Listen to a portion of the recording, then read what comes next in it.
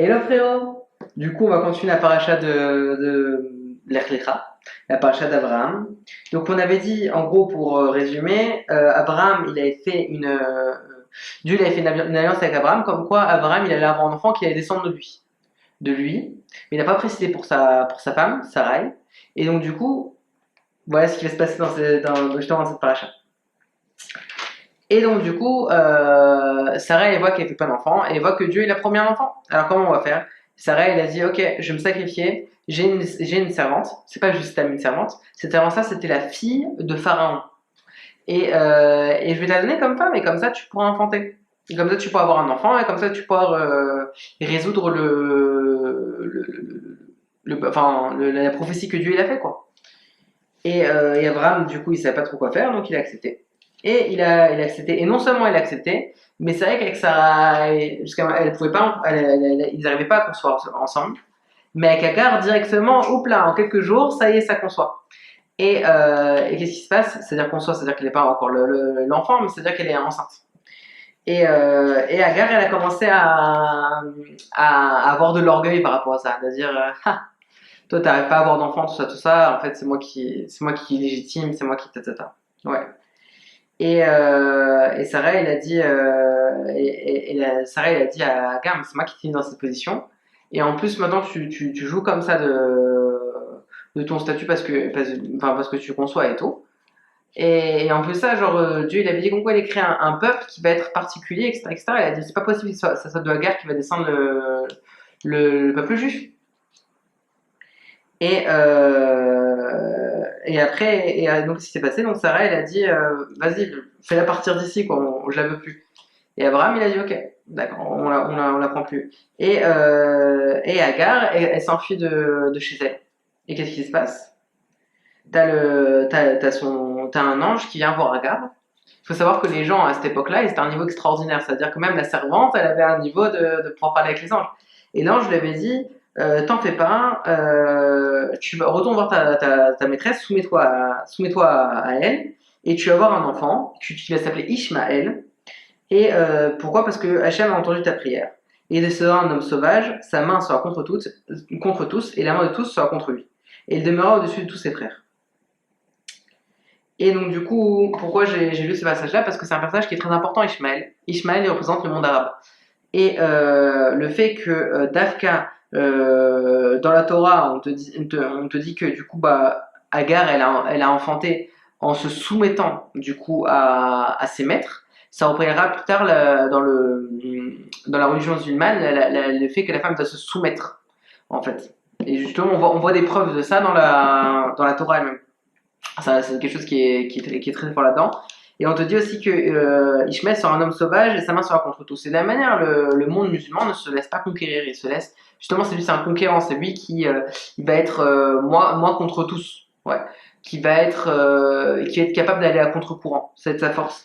Et la dernière chose, c'est que Ishmael, ça veut dire l'homme que Dieu écoute. C'est-à-dire quoi? C'est-à-dire que la force de Ishmaël, c'est que les gens ils l'écoutent. Et c'est vrai qu'on voit que le peuple arabe, quand il parle, les images, les paroles et tout ça, quand le peuple arabe s'exprime, les gens ils les écoutent. C'est une force qui est très très forte jusqu'à aujourd'hui, jusqu'à avant la délivrance, si tu veux. Donc du coup, on voit que d'Afka, toutes ces choses-là, elles sont écrites déjà dans le texte de la Torah. Et, et qu'est-ce qui se passe? Du coup, Agar, elle revient comme ça, elle casse son orgueil, et donc du coup, elle mérite de rester avec eux. Et entre autres, le fait que Sarai aussi, elle a fait un travail pour vivre du coup avec ça, quoi. Même si elle a cassé son orgueil, c'est quand même difficile de vivre avec une femme dans la maison. Dieu, il les a pris en pitié, et qu'est-ce qu'il a fait? Il a renommé, euh, Abraham en Abraham, et Sarai en Sarah, et il a donné la circoncision à Abraham. Et la circoncision, c'est la première mitzvah de la Torah. Quand un enfant il a 8 jours, il va se faire circoncire. Ça vient de là, en fait. Et quand il y a eu la circoncision, d'ailleurs, c'est bien après que Ishmaël il est né. Et d'ailleurs, c'est justement pour ça que jusqu'à aujourd'hui, les Arabes, les musulmans, ils font la circoncision plus tard que 8 jours, en fait. Ils les font à leurs 13 ans. Parce que justement, en fait, dans la Torah aussi, c'était comme ça. Ouais. Et on te dit comme ça, Dieu il dit voilà, et il y a des anges qui sont venus voir Abraham, et on te dit, et tu verras que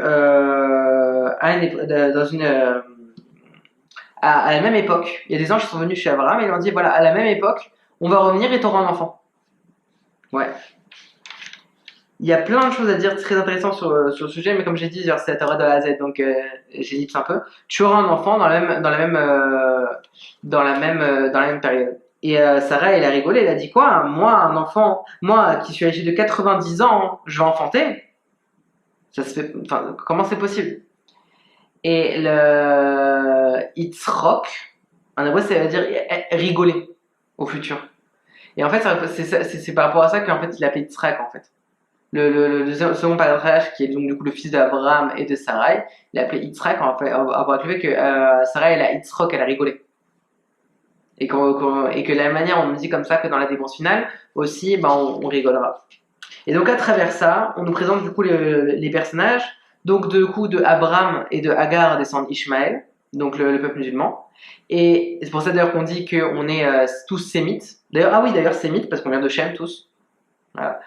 Et on descend de la même racine, effectivement, on descend tous les deux de Abraham, mais la différence c'est quoi? C'est que Dieu il a dit que quand Abraham il est changé en Abraham, c'est pas juste un changement de nom, mais c'est un changement d'identité. Et ce changement identitaire est tellement fort que on peut pas vraiment considérer que c'est vraiment nos frères. Et ils font pas partie de l'alliance. Ça veut dire quoi? Ça veut dire que nous, les Juifs, on est les descendants d'Israël. Et Israël, on va voir, c'est un passage qui va arriver plus tard, mais du coup, Ishmaël ne descend pas de Israël. Et donc du coup, c'est pour ça qu'il y a une différence entre tout cela. Et voilà, pour l'instant on va s'arrêter là, mais je trouve que c'était très intéressant sur le sujet de Ishmael, surtout aujourd'hui, dans cette période de tension. J'espère que ce cours t'a plu frérot, et voilà. Si vous autres vous avez un commentaire à mettre, n'hésitez pas. Koltov, Koltov, c'est-à-dire que des bonnes choses.